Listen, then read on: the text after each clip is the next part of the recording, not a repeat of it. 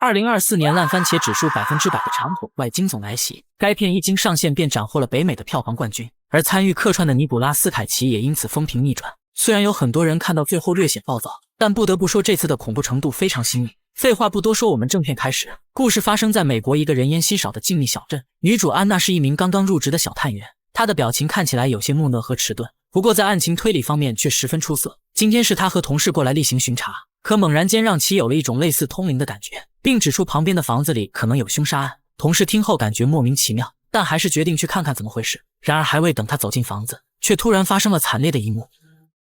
如此恐怖吓得安娜不知所措，随即本能的端枪闯了进去。里面空荡荡的没有人影，楼上还传来了奇怪的声响。等到安娜壮着胆子仔细看清，这才发现凶手已经双手投降等候多时。回到警局，安娜的破案能力得到了联邦警局的青睐，于是让她参与了一宗横跨了20年的连环灭门案。依据直属上司老黑的描述，这个小镇早在1975年发生了第一起，而最近的一起就发生在几个月前。令人奇怪的是，所有凶案的过程都极为相似，全部都是凶手拿刀捅死了妻子和孩子，随即又回到卧室选择了自杀。从表面上看像是普通的家庭惨案，但警方却在现场发现了一些信件，上面写满了奇怪的符号，结尾的署名则是一个令人费解的长腿。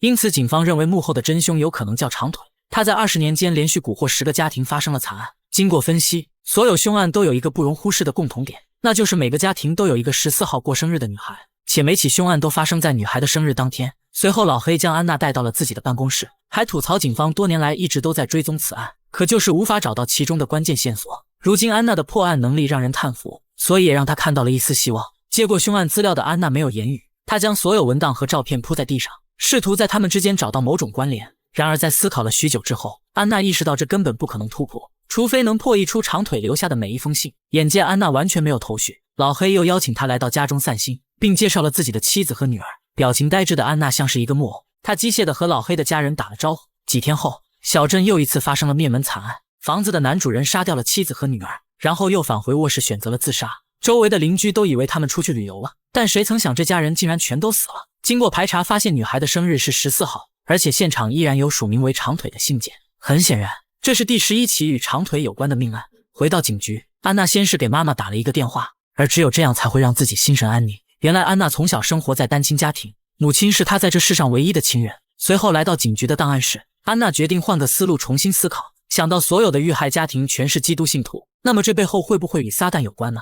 一念及此，找到一些宗教书籍，果真在其中发现了可怕的线索。首先按月份罗列20年来的所有案子，然后以14号作为中轴线，最后再用钢笔将所有日期连接起来，这样可以得到一个与恶魔有关的图形，也暗示了凶杀案的确与宗教有关。事不宜迟，将情况汇报给老黑。安娜认为凶手一定还在小镇。老黑听后也想到了一个关键，凶案中有一个家庭比较特殊，男主人杀死了他的妻子，但却没有完全杀死他的女儿，最后受到刺激的女孩活了下来，目前被安置在距离不远的精神病院。如果说案子可能与宗教有关，那么他们家里必然有反抗撒旦的东西，不然女孩怎么可能活下来呢？安娜觉得老黑说的话有些道理，随即决定到女孩的家里看看。几小时后，两人赶到目的地时已经天黑，他们在案发现场的周围寻找线索，真就发现有个大门上刻了一排十字架，这里是一间用来放置粮草的谷仓，空荡荡的场地里根本藏不了东西。经过对天花板和墙面的仔细查看，两人很快便看到了一个十字架浮雕。老黑见状急忙蹲下扒开杂草，而下面则是一个长方形盒子，打开后的场面有些诡异，盒子里竟然放着一个瓷器娃娃。老黑想不通这代表了什么意思，但安娜看后却觉得十分熟悉。恍惚之间，他脑海中闪回了小时候的影像，自己竟然出现在了一个地下室里。因为是朦胧的模糊记忆，此时的安娜并没有多想。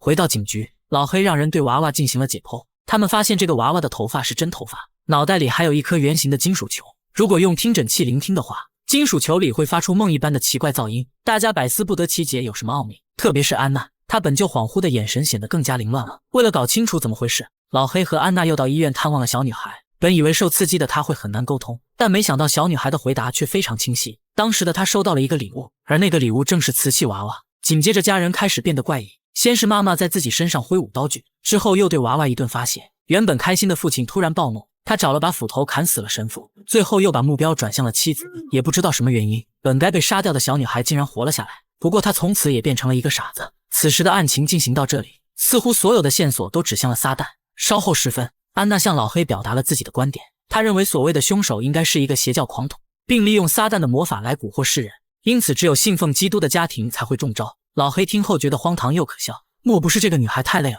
所以才说出了如此幼稚的话。在思考了片刻后，老黑决定让安娜先回家休息几天，然后再回来接着调查。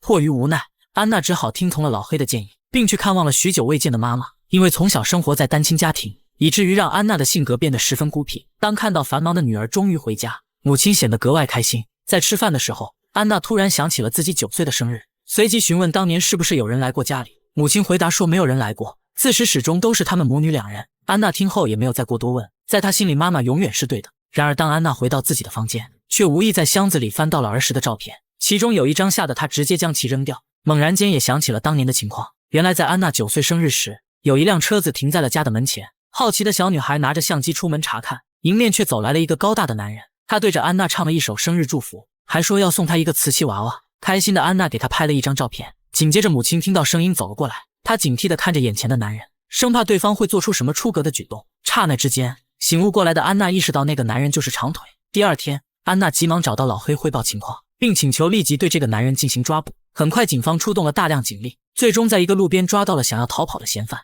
然而这个男人好像智力有问题，他虽然坦白承认自己就是长腿，但除此以外就只会唱生日歌，眼见根本问不出有用线索。于是老黑让安娜走进了审讯室。纵使时间已经过去了20年，安娜还是一眼认出了眼前的男人。此时的嫌犯显得非常开心，言行举止间似乎对安娜十分熟悉。顾不上思考太多，安娜询问他是不是还有帮凶，可对方的回答却让安娜十分困惑。 Why don't you ask your mommy? My mother doesn't know anything. Hail Satan.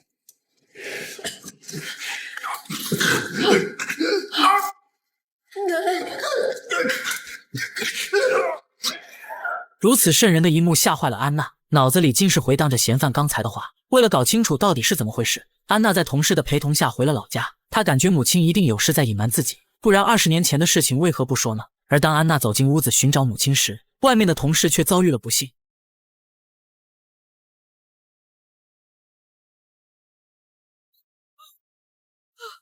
困惑的安娜冲出来想质问母亲，可此时的母亲又不见了踪影。等到安娜来到后院查看时，母亲正举枪对准了一个小女孩。吓坏的安娜让母亲赶紧放下武器，但很快她就看清了小女孩并非人类，而是一个非常逼真的瓷器娃娃。迷惑不解的安娜想问问怎么回事，母亲却说了一句：“女儿，你终于自由了。”然后一枪便打爆了娃娃的脑袋。同一时刻的安娜突然头晕目眩，随即又倒在地上失去了意识。这时再看被爆头的娃娃，残缺的头颅里正冒着一股黑烟。直到此刻，本片隐藏的真相才浮出了水面。原来在安娜9岁那年，一个恶魔从地狱来到了人间，他附身在一个名叫长腿的男人身上，然后开始了血腥的屠戮计划。